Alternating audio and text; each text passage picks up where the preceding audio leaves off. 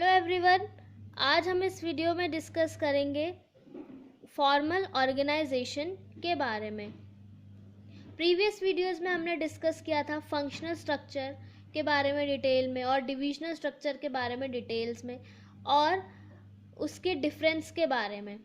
आज हम डिस्कस करेंगे फॉर्मल ऑर्गेनाइजेशन के बारे में। तो चलिए स्टार्ट करते हैं कि फॉर्मल ऑर्गेनाइजेशन क्या होती है। सबसे पहले फॉर्मल ऑर्गेनाइजेशन पढ़ने से पहले हम सबको पता है फॉर्मल का क्या मतलब होता है। A formal is something that follows rules, है ना।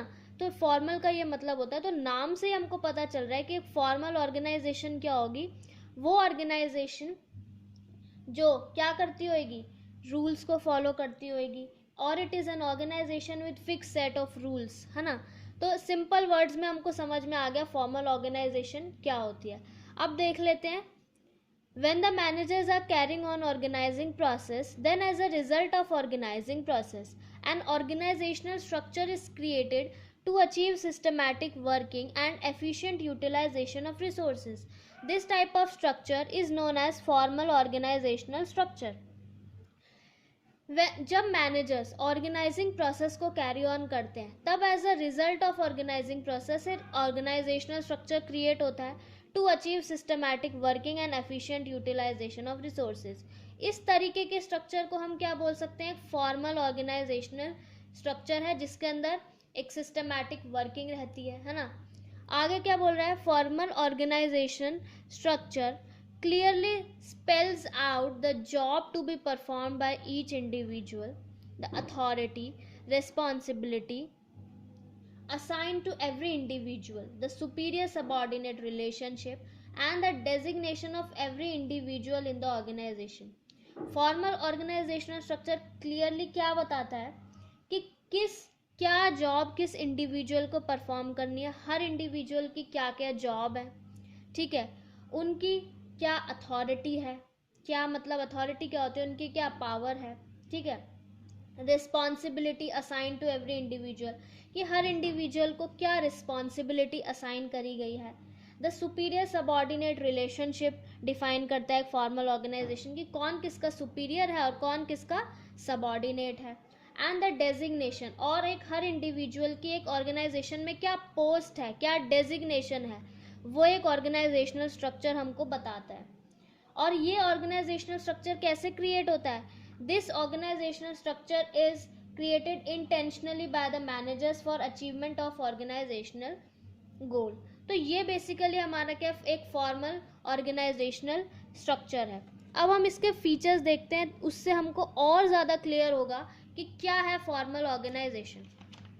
सबसे पहला पॉइंट बोल रहा है the formal organisational structure is created intentionally by the process of organizing।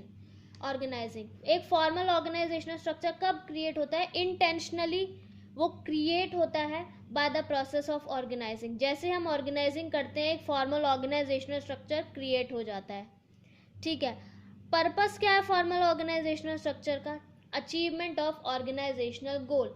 हमारे फॉर्मल ऑर्गेनाइजेशनल स्ट्रक्चर का क्या पर्पस है कि हमको ऑर्गेनाइजेशनल गोल अचीव करना है, ठीक है। In formal organization each individual is assigned a specific job. एक फॉर्मल ऑर्गेनाइजेशनल स्ट्रक्चर में हर इंडिविजुअल को उसकी जॉब असाइन करी हुई होती है कि क्या इंडिविजुअल क्या काम करेगा। और क्या होता है फॉर्मल ऑर्गेनाइजेशन में हर इंडिविजुअल को एक फिक्स्ड अथॉरिटी और डिसीजन मेकिंग पावर दे दी जाती है, ठीक है। और formal organisational structure results in creation of superior subordinate relation. एक फॉर्मल ऑर्गेनाइजेशनल स्ट्रक्चर क्या रिजल्ट होता है फॉर्मल ऑर्गेनाइजेशनल स्ट्रक्चर का, कि उससे एक सुपीरियर सबऑर्डिनेट का रिलेशनशिप क्रिएट हो जाता है कि हाँ भाई कौन बॉस है और कौन उसका सबऑर्डिनेट है, कौन किसको रिपोर्ट करेगा, ठीक है। Formal organisational structure creates a scalar chain of communication in the organization. और एक फॉर्मल ऑर्गेनाइजेशन स्ट्रक्चर क्या कर देता है, creates a scalar chain of communication in the organization. Scalar chain of communication का मतलब जिनके पास हायर लेवल ऑफ अथॉरिटी है वो टॉप मैनेजमेंट में कंसिडर होंगे, फिर जिनके पास थोड़ी कम है नीचे नीचे। तो ये एक कम्युनिकेशन चेन बन जाती है फॉर्मल ऑर्गेनाइजेशनल स्ट्रक्चर में कि कौन टॉप लेवल मैनेजमेंट का है, कौन लोअर लेवल का है, कौन मिडल लेवल का है। ये एक फॉर्मल ऑर्गेनाइजेशनल स्ट्रक्चर जैसे क्रिएट होता है तो उससे एक कम्युनिकेशन चेन बन जाती है, ठीक है। तो ये बेसिकली हमारा फॉर्मल ऑर्गेनाइजेशन स्ट्रक्चर है। अब हम देख लेते हैं इसके क्या एडवांटेजेस हैं। एडवांटेजेस क्या हैं? अगर एक फॉर्मल ऑर्गेनाइजेशन के क्या एडवांटेजेस होंगे? सबसे पहला क्या रहेगा? एक सिस्टमैटिक वर्किंग रहेगी, ठीक है। स्मूथ फंक्शनिंग रहेगी एक ऑर्गेनाइजेशन की कि हर कोई अपना काम सिस्टमैटिक वे में काम करेगा। तो सबसे पहले एडवांटेज तो यही हो गई। दूसरी क्या है?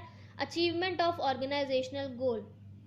हमने फॉर्मल ऑर्गेनाइजेशन जो एस्टैब्लिश्ड हुआ है उसका मेन पर्पस ये है कि हमको ऑर्गेनाइजेशनल ऑब्जेक्टिव को अचीव करना है, और दूसरा हमारा कोई मेन गोल नहीं है, हमारा सिर्फ यही है कि हमें ऑर्गेनाइजेशनल ऑब्जेक्टिव को अचीव करना है, ठीक है। देन थर्ड पॉइंट बोलता है नो ओवरलैपिंग ऑफ वर्क। क्योंकि एक फॉर्मल ऑर्गेनाइजेशन स्ट्रक्चर में क्या होता है, सारा काम सिस्टमैटिकली चल रहा होता है, और जो भी काम है वो डिफरेंट डिफरेंट डिपार्टमेंट्स में डिवाइड होता है, अलग अलग एम्प्लॉयज़ को डिवाइडेड होता है। तो उससे कोई चांस ही नहीं होता कि ओवरलैप हो जाए काम या डुप्लीकेशन ऑफ वर्क हो जाए। तो इस कोई चांस ही नहीं है एक फॉर्मल ऑर्गेनाइजेशनल स्ट्रक्चर में, क्योंकि सबको क्लियरली पता है उनकी क्या रिस्पॉन्सिबिलिटी है, क्या अथॉरिटी है उनके पास, ठीक है। तो कोई ओवरलैपिंग ऑफ वर्क नहीं होता। देन है coordination. Formal organisational structure results in coordinating the activities of various departments.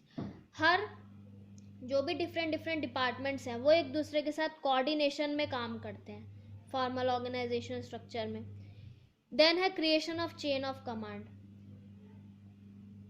Formal organisational structure clearly defines superior subordinate relationship that who reports to whom. कौन किसका सबऑर्डिनेट है, कौन किसका सुपीरियर है। Chain of command clearly specify रहती है formal organization structure में, that who reports to whom, simple chain of command, ठीक है। देन है मोर एम्फेसिस ऑन वर्क।